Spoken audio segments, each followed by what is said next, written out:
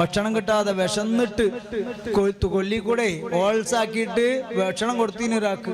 എന്നിട്ട് പിന്നെ ആ ഇതുങ്ങോട്ട് ഊരി പോന്നപ്പോ പിന്നെ ഓട്ട തുളച്ച് കൊടുക്കാൻ പ്രായം ഏജ് കൂടിയത് കൊണ്ട് അത് ബുദ്ധിമുട്ടായി.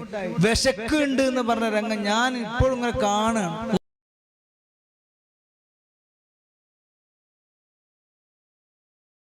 ഇന്ന് നമ്മൾ വലിയ പൈസക്കാരാകും, അപ്പൊ നമുക്ക് തോന്നും എനിക്കൊക്കെ കിട്ടും, അല്ലെങ്കിൽ പാവങ്ങളാകും. ഇന്നത്തെ യാചകൻ നാളത്തെ സമ്പന്നൻ, അത് നമ്മൾ പഠിച്ചിട്ടുണ്ട്. നേരെ ഉൾട്ട് നമുക്ക് അറിയില്ല. ഇപ്പൊ നമുക്ക് എല്ലാവർക്കും നല്ല ആഫിയത്തുണ്ട്, അപ്പൊ നമുക്ക് ഇങ്ങനെ തോന്നും എനിക്കൊക്കെ കഴിയും. ഒന്നും കഴിയില്ലട്ടോ. അള്ളാഹു താല സ്റ്റോപ്പാക്കാൻ തീരുമാനിച്ചാൽ അനങ്ങാൻ കഴിയില്ലേ? അല്ലോ ഭക്ഷണം കിട്ടാതെ വിശന്നിട്ട് കൊല്ലി കൂടെ ഓൾസാക്കിയിട്ട് ഭക്ഷണം കൊടുത്തിന് ഒരാൾക്ക്. എന്നിട്ട് പിന്നെ ആ ഇതുങ്ങോട്ട് ഊരി പോന്നപ്പോ പിന്നെ ഓട്ട തുളച്ച് കൊടുക്കാൻ പ്രായം ഏജ് കൂടിയത് കൊണ്ട് അത് ബുദ്ധിമുട്ടായി.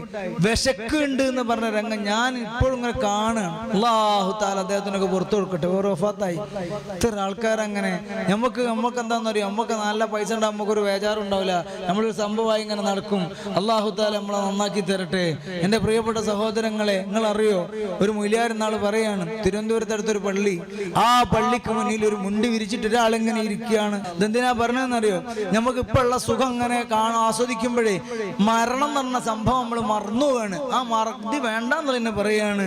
അല്ലെങ്കിൽ ഇന്ന് കാശുണ്ടാകുമ്പോ ഞാനൊരു സംഭവമാണെന്ന് നമുക്ക് തോന്നരുത്. അല്ലെങ്കിൽ പാവാകുമ്പോ ഞാൻ എന്തായാലും എൻ്റെ അടുത്ത് പൈസ ഇല്ല, ഞാൻ ഒരു പാവാണ്, അതുകൊണ്ട് ഞാൻ ജീവിച്ചിട്ട് കാര്യമില്ല, അത് വേഗം അങ്ങോട്ടാ പോവുക. അല്ലാഹു തആല നമ്മളെ നന്നാക്കി തരട്ടെ. തിരുവനന്തപുരത്ത് അടുത്തൊരു പള്ളി, ആ പള്ളിയിൽ ജുമാക്ക് ശേഷം ജുമാ നിസ്കാരം കഴിഞ്ഞതിന് ശേഷം ഒരു മുണ്ട് വിരിച്ചിട്ട് പാവപ്പെട്ട മനുഷ്യരെങ്ങനെ ഇരിക്കുന്നു. ഇത് കാണുന്നു ആര്? അവിടെ ഉള്ള നാട്ടുകാരിങ്ങനെ കാശ് ഇങ്ങനെ ഇട്ട് കൊടുക്കുന്നുണ്ട്. അവസാനം കാണുന്നത് ഉസ്താദാണ്. പള്ളിയിൽ ഉസ്താദ് കണ്ടപ്പോൾ ഉസ്താദിന് പരിചയമുള്ളൊരു മുഖമായതിന്റെ പേരിൽ ഇങ്ങനെ ഒന്ന് പുഞ്ചിരിച്ചു. ഉസ്താദ് വീണ്ടും നോക്കി, ഇയാൾ എവിടുന്നോ പരിചയം ഉണ്ടല്ലോ റബ്ബേ, എവിടുന്നാണ് പരിചയം എന്ന് അറിയില്ല. ഏതായാലും വീണ്ടും നോക്കി. അങ്ങനെ ഉസ്താദ് ഈ മനുഷ്യന്റെ റൂമിലേക്ക് കൂട്ടിക്കൊണ്ടുപോയി. എന്നിട്ട് ചോദിച്ചു, നിങ്ങൾ ആരാ, നിങ്ങൾ എവിടെയുള്ള ആളാ? ഈ ചോദ്യത്തിന് മൂപ്പര് ഇങ്ങനെ കരയാണ്. വീണ്ടും ചോദിച്ചപ്പോൾ അദ്ദേഹം പറയാണ്, എന്റെ ഉസ്താദ് 10 കൊല്ലം മുന്നേ എന്റെ നാട്ടിൽ നിങ്ങൾ പ്രസംഗത്തിന് വന്നിരുന്നു. അന്ന് എന്റെ വീട്ടിലായിരുന്നു നിങ്ങൾ ഭക്ഷണം കഴിക്കാൻ വന്നത്, എന്റെ വീട്ടിലായിരുന്നു നിങ്ങൾ കിടന്നുറങ്ങിയത്. അന്ന് എന്റെ നാട്ടിലെ ഏക ഓടിക്കാറുള്ള വീട് എന്റെ വീടായിരുന്നു. ഞാൻ കൊട്ടാര സമാനമായ വീട്ടിൽ താമസിക്കുന്നവനായിരുന്നു. സുബ്ഹാനല്ലാഹ്, നിങ്ങൾക്ക് എന്ത് സംഭവിച്ചു? ആ നേരത്തെ അദ്ദേഹം പറയുന്നത് എന്താ, എന്റെ പ്രിയപ്പെട്ട പ്രിയതമയും ഞാനും ഒന്നിച്ച് ജീവിക്കുന്നു. അങ്ങനെ നമുക്കൊരു കുട്ടിയുണ്ടാകുന്നു. ആ മകളെ ഞങ്ങൾ കല്യാണം കഴിക്കുന്ന നല്ല ഡോക്ടർക്കാണ്. അദ്ദേഹവും എന്റെ മകളും കൂടെ കാറിൽ സഞ്ചരിക്കുമ്പോൾ ടാങ്കർ ലോറി വന്നിട്ട് അങ്ങ് ഇടിച്ചിട്ട് എന്റെ മകളും മരുമകനും മരിച്ചു. അത് കഴിഞ്ഞിട്ട് എനിക്കും എന്റെ ഭാര്യക്കും വല്ലാത്ത സങ്കടങ്ങളായി, വിഷമങ്ങളായി. അങ്ങനെ ചിന്തിച്ച് കാലം മുന്നോട്ട് പോകുമ്പോ എന്റെ പ്രിയപ്പെട്ട ഭാര്യക്ക് ഒരു ട്യൂമർ വന്നു, തലവേദന വന്നു. ട്യൂമറാണ്. എന്ത് ചെയ്തിട്ടാ എങ്ങനെയെങ്കിലും അവൾക്ക് സുഖപ്പെടുത്തണം, എനിക്ക് സഹിക്കാൻ കഴിയില്ലെന്ന് മനസ്സിലാക്കി ഞാൻ എന്റെ ഓരോരോ വസ്തുക്കൾ ഇങ്ങനെ വിറ്റ് മുഴുവൻ വസ്തുക്കളും വിറ്റ് ഇവൾക്ക് വേണ്ടി ചികിത്സിച്ച്. പക്ഷേ അസ്രായീൽ അലൈഹിസ്സലാം റൂഹിനെ പിടിച്ചു കൊണ്ടുപോയി. അങ്ങനെ ഞാൻ ഒറ്റയായി, എന്റെ എല്ലാം വിറ്റ് തുലഞ്ഞിട്ടുണ്ട്. പക്ഷേ ഉസ്താദേ, ഞാൻ ഈ സമയത്ത് ഈ മുണ്ട് വിരിച്ചിട്ട് ഇവിടെ ആരും അറിയാത്ത പള്ളിയിൽ വന്നിരിക്കുന്നത് എന്തിനാണെന്നറിയോ?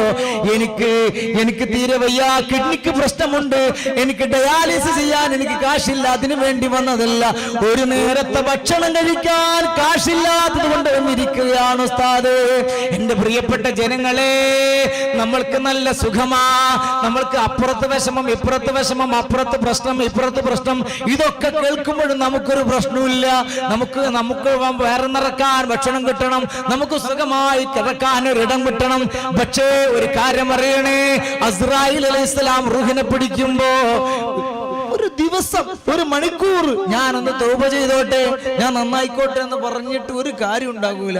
അതുകൊണ്ട് നന്നായിക്കോളി എന്ന് പറഞ്ഞാൽ ഇത്തഖിൽ മഹാരിം തകുൻ അഅബദന്നാസ്, ഹറാമ് സൂക്ഷിക്കുക, നല്ലോണം ഹറാമ് സൂക്ഷിക്കുക, തിന്മ വർജിക്കുക, എന്നാൽ വേഗം നന്നാവും. നമ്മളൊക്കെ പരിപാടി എന്താ അറിയും, മഗ്രിബ് നിസ്കരിക്കും, അവിടെ കുത്തിർന്നോണം അറിയും, ഇബത്തറിയും. അല്ലെങ്കിൽ ഇശാ നിസ്കരിക്കും, അവിടെ പോയിട്ട് എന്താക്കും, പലിശക്ക് പൈസ കൊടുക്കും, പൈസക്ക് പൈസ വാങ്ങും. ഇങ്ങനെയൊക്കെ തുടങ്ങി ഹറാം ഇങ്ങനെ ചെയ്യണം. അല്ലാഹു തആല നല്ലതിന് തൗഫീഖ് ചെയ്യട്ടെ. നല്ലോണം സ്വലാത്ത് ചൊല്ലിക്കോളി, 1000-ൽ കുറയരുത്. അസ്സലാമു അലൈക്കും വറഹ്മത്തുള്ളാഹി.